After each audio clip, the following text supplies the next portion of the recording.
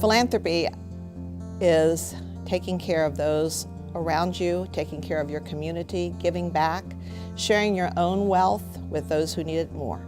A philanthropist doesn't start out being a philanthropist. A philanthropist starts out by being somebody who cares about something. And then all of a sudden something goes off in their head and says, hey, maybe we could do something about this. Well, Bill and Jenny just are amazing individuals. And as a couple, they're a dynamo. I was doing a little research on them and I thought, well, let's see what they've given to. And it's easier just to say, you name it, they've given to it. And what a wonderful example they set in their lives, and the way they move in this community and the way they include people in the community. And they're just great people and good souls. So we have 4 children. Our second child is Sam. He's 22 years old. He was born with Down syndrome. He is mostly nonverbal. Sam, when he was born, it was probably the greatest and most scariest day of our life.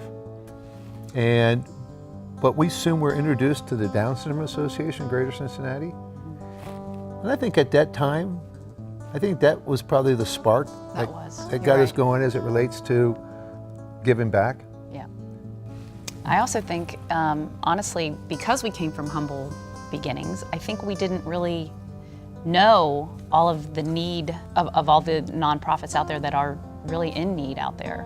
And having Sam was an introduction into that world through the DSAGC. That was the door that opened for us to see such a great need that led to other nonprofits through the world of disability. The most important tool that we have in a community is your charity and the people working for them. A lot of people think that you can give to government and government's going to take care of you. Government can never do what the charities do locally, never. We never used the word philanthropist, but we knew that we had a responsibility to give back. What kind of legacy you want to leave behind? What do you want to teach your children? What kind of money you want to leave behind? What are you going to do with your money? In our case, it wasn't just money.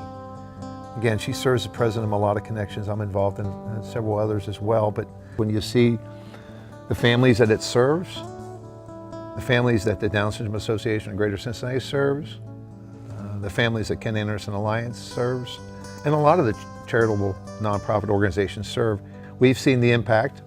We've seen the impact of philanthropy as it relates to music and music from a lot of connections, DSAGC, all of them. And I think it's really manifested in the faces and the smiles of those who, if it wasn't for those organizations, they probably would be in their basement or in an institution or in a group home.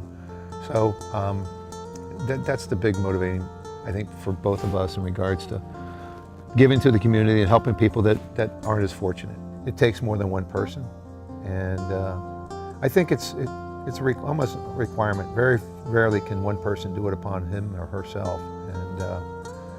And our a lot of connections, the Ken Anderson Alliance, our churches, Down Syndrome Association, all those you're going to find that they do great work, and it's really supported by a core group of people. I have had many donors who have given me checks and said, I really want to remain anonymous. But in the end, I think it's very important that we have those role models in our community that people can identify with and know that that's what you do when you're a member of this community, and you show others that you're just a leader when you do that, and it's a beautiful thing. If my giving or our giving encourages or motivates one other person to give, then I think it's worth our name out there. It's important, especially if you're a part of a corporate associate or a corporate community. And that's one of the things that I really push, is that we have to hold our corporate citizens accountable for what they say they do. And if Jenny and I's standing up and saying we're going to support or give to a certain entity motivates one other person, then I think it was worth it. Give in any way, shape, or form you can, and it will come back in manyfold.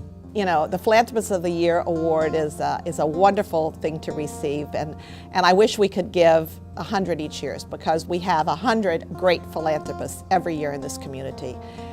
So it's very special that you narrowed it down to one couple this year, and there'll be another someone next year and moving forward.